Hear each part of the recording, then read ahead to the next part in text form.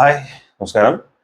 Jurassic world rebirth cinema കാണാൻ രണ്ട് കാരണങ്ങളാണ് എനിക്കുള്ളത്. ഒന്ന്, ജുറാസിക് പാർക്ക് അടക്കം ഇങ്ങോട്ട് നോക്കിക്കഴിഞ്ഞാൽ ഇപ്പൊ റീബർത്ത് വന്ന് നിൽക്കുമ്പോൾ ഏകദേശം 6-7 ഭാഗങ്ങളോളം, സീരീസോളം, പാർട്ടോളം ഉണ്ട്.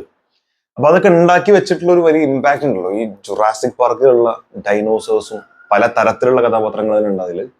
അപ്പൊ അവരൊക്കെ ഒന്ന് കാണുക, ആ ഒരു ത്രില്ലിംഗ് എക്സ്പീരിയൻസ് ഉണ്ടല്ലോ, ഒരു അഡ്വഞ്ചർ പരിപാടി ഭയങ്കര രസമാണ്. ചെറുപ്പം മുതൽ നമ്മൾ ഭയങ്കരമായിട്ട് എൻജോയ് ചെയ്തേണ്ട ഒരു സിനിമ ഇപ്പോഴും സ്റ്റിൽ 2025 വർത്ത് വാച്ചിങ് എന്ന് പറയുന്ന ആ ഒരു ഫീൽ അവർ ഉണ്ടാക്കി വെച്ചിട്ടുണ്ട്.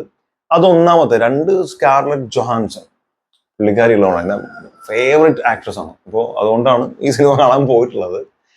ആൻഡ് കണ്ടു കഴിഞ്ഞാൽ വളരെ സിമ്പിളായിട്ട് പറഞ്ഞാൽ നമ്മൾ പണ്ട് കണ്ടിട്ടുള്ള ആ സിനിമ തന്നെ അത് എൻജോയ് ചെയ്ത് നിങ്ങൾക്ക് കാണാൻ പറ്റും എന്നുള്ളതിൽ ഡൗട്ടൊന്നുമില്ല. നല്ല രസമുള്ള സാധനം തന്നെയാണ്. പക്ഷെ വളരെ ടിപ്പിക്കൽ ജുറാസിക് പാർക്ക് സംഭവങ്ങൾ നമ്മൾ ഇതിനു മുമ്പ് കണ്ടിട്ടുള്ള എല്ലാ സംഭവങ്ങളും കണ്ടിട്ടുള്ള അതേ പരിപാടികൾ. എന്തിനോ ആവശ്യം അവിടെ പോകുന്നു, കുറച്ചാളുകളെ ഈ ഡൈനോസേഴ്സ് വരുന്നു, കൊല്ലുന്നു, പലതരം കഥാപാത്രങ്ങളെ കാണിക്കുന്നു.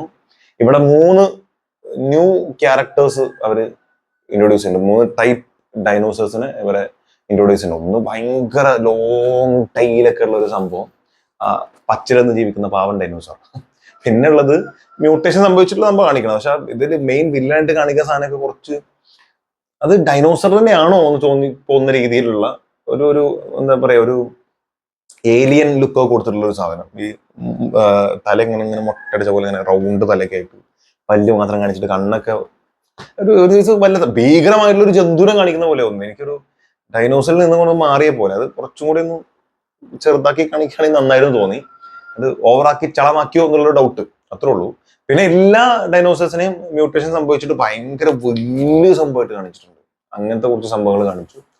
അങ്ങനെ കുറെ സാധനങ്ങൾ തോന്നി. ബട്ട് കാണാൻ രസമുണ്ട്. അവർ വരുന്നതും വരുമ്പോഴുള്ള ആ ഒരു എക്സ്പീരിയൻസും അപ്പോഴുള്ള ഒച്ചയും വിളിയും ശബ്ദങ്ങളും ഈ ചേസ് ചെയ്യണതും പിന്നെ എല്ലാത്തിലും ഉണ്ടാവല്ലോ. ഈ നമ്മൾ എല്ലാ ജുറാസിക് പാർക്ക് സംഭവങ്ങളും നമ്മൾ കണ്ടാലും ജുറാസിക് വേൾഡ് ആണെങ്കിലും ഈ കടിച്ചിട്ട് കിട്ടാത്ത പരിപാടി, കാലിങ്ങനെ പോകുന്നു, ഇവിടെ കടിക്കുന്നു, ജസ്റ്റ് ഇങ്ങനെ മറന്നു ഇങ്ങോട്ട് വരുന്നു, അങ്ങനത്തെ ആ സംഭവങ്ങൾ കുറെ ഉണ്ട്.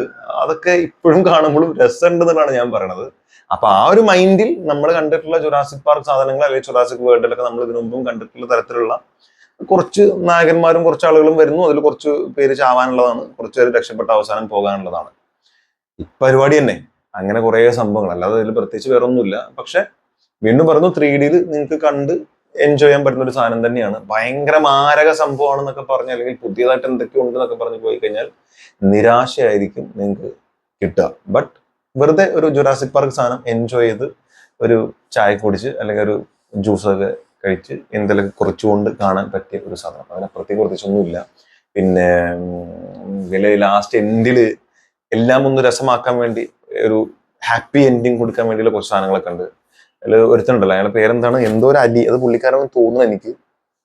ക്യാരക്ടർ നെയിം അല്ല, ഒറിജിനൽ അയാളുടെ പേരോ ക്യാരക്ടർ നെയിമോ എനിക്ക് കറക്റ്റ് ഓർമ്മ കിട്ടുന്നില്ല. അപ്പോൾ ഇവിടെ ഇതിൽ പ്രധാനപ്പെട്ട ആ ഒരു കഥാപാത്രം അറിയുന്നവരാണെങ്കിൽ കമന്റിൽ രേഖപ്പെടുത്തിക്കോളൂ.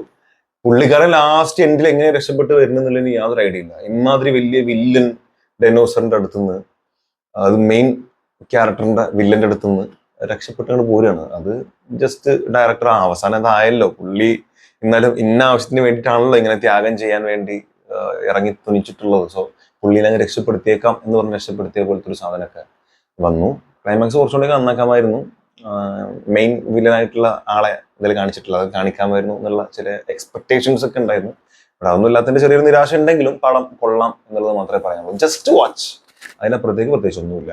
സോ നിങ്ങൾ കണ്ടിട്ടുണ്ടെങ്കിൽ അഭിപ്രായം തന്നെ മറക്കാതെ കമന്റ് രേഖപ്പെടുത്തും. Thank you.